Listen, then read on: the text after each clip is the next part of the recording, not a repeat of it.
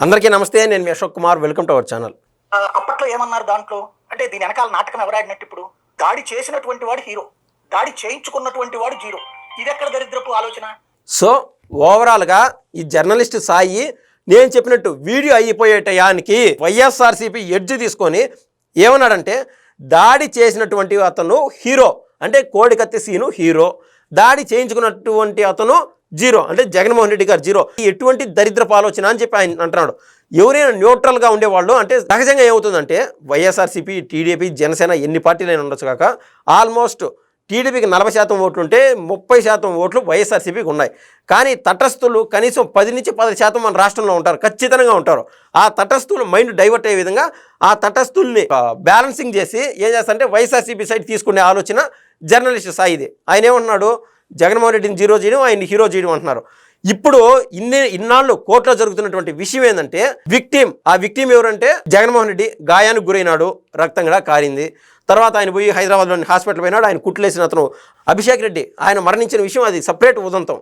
కానీ ఇప్పుడు ఏం చేస్తున్నాడంటే పాపం ఈయన దళిత వ్యక్తి, ఈ కోడికత్తి సీను అనే అతను ఒక దళిత వ్యక్తి, చిన్న వయసులో పోయి జైల్లోకి పోయి ఆయన లా కోర్సు కూడా కంప్లీట్ చేసుకొని వచ్చాడు. ఆయన ఆ రోజు నుంచి జైల్లో మగ్గిపోతూ అనేక సార్లు బెయిల్ అప్లై చేసుకోవడం, ఈ ప్రభుత్వం ఏదన్నా ఇన్వాల్వ్ అయిందో ఎట్లా మనకు తెలియదు కానీ బెయిల్ రాలా ఆయనకి. ఇవాళ ఆయన సార్ నేను కోర్టుకు వస్తాను, నా తప్పుంటే శిక్షించండి, నన్ను రిమాండ్ కాదు కదా జైలుకి తరలించండి, అరెస్ట్ చేసేయండి సార్ ఆయన భంగపడుకున్నాడు. కోర్టుని కాళ్ళ వెళ్ళబడి నమస్కారాలు పెట్టి మరి అడుగుతున్నాడు ఈ కోడికత్తి సీను. ఎందుకంటే ఆయన దాడి చేసిన అతను సస్పెక్ట్, ఇతను విక్టిమ్ వచ్చి జగన్మోహన్ రెడ్డి.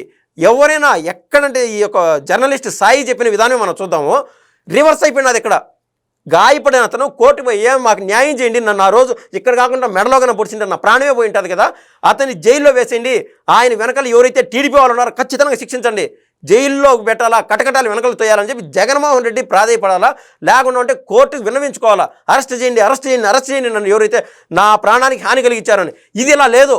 జగన్మోహన్ రెడ్డి కోర్టుకు అనేది రాడు. కోర్టుకు వస్తే కోడికత్తి సీను చెప్పే నిజాలు బయటపడిపోతాయి. చట్టం పైన అంత నమ్మకము, ఆ దీర్ఘకాలిక ఇష్టం కానీ ఆ దృష్టి కానీ ఉంటే చట్టాన్ని అభిమానించే వాళ్ళు ఎవరు ఈ పని చేయరు. విక్టిమ్ అనే అతను కోర్టు మెట్లెక్కి సార్ నాకు ఈ దెబ్బ తగిలింది, నాకు ఈ అన్యాయం జరిగింది అని అరెస్ట్ చేయని చెప్పాలి. కానీ ఈ కోడికత్తి సీను విషయం పాపం అనామకుడు, అమాయకుడు అనుకోవాలా. దళిత బిడ్డలు నా వాళ్ళు, దళితులు నా మేనమావులని జగన్మోహన్ రెడ్డి ధైర్యం ఉంటే కాదు, అంతో ఇంత కొద్దిమేర ప్రేమ ఉంటే, మనసుంటే ఈ కోడికత్తి సీనుకి న్యాయం చేయండి. ఆయన తప్పు చేస్తే నిజంగా శిక్షించేయండి. ఆయన వెనకాల టీడీపీ వాళ్ళంటే శిక్షించేయండి. టీడీపీ వాళ్ళకి భయమే లేదు, బెరుకు లేదు, ఎందుకంటే వాళ్ళు చేయలా. ఇదంతా ఈ వ్యవహారం ఎలా ఉందంటే, దయచేసి జర్నలిస్ట్ సాయి గారు నేను ఓపెన్గా ఒక క్వశ్చన్ అడుగుతున్నా. ఇదే వైఎస్ వివేకానంద రెడ్డి గారి హత్య కేసు పైన ఒక్కసారి వీడియో చేయండి. మీరు జగన్మోహన్ రెడ్డి గారిని జీరో అంటున్నారు, తలడిల్లిపోతున్నారు. ఈ విధంగా ఎట్ట జరుగుతుంది, కోడికత్తి సీనునే హీరో చేస్తున్నారు, జగన్మోహన్ రెడ్డిని జీరో చేస్తున్నారని. జగన్మోహన్ రెడ్డి గారి దగ్గర ఇప్పటికీ ఆప్షన్ ఉంది, కోర్టు మెట్లకి ఆయన్ని శిక్షించేయండి అని చెప్పే ఆప్షన్. విక్టిమ్ రావట్లేదు, దెబ్బతిన అతను కోర్టుకి రావట్లే, గాయపరిచారు అతను వస్తున్నాడు. ఎందుకంటే ఆయన వెనకాల వైసీపీ ఉన్నదా, ఎవరు చేసినారో క్లియర్ కట్ ఆధారాలు ఉన్నాయి. ఇది ఓవరాల్ పరిణామం. జర్నలిస్ట్ సాయి గారు దయచేసి వివేకానంద రెడ్డి గారి హత్య కేసు పైన కూడా ఒక వీడియో చేస్తే దయచేసి బాగుండండి. ఆయన పైన పూర్తి స్థాయి అభిమానంతో నేనైతే ఈ విషయం కోరుకుంటున్నాను. ధన్యవాదాలండి.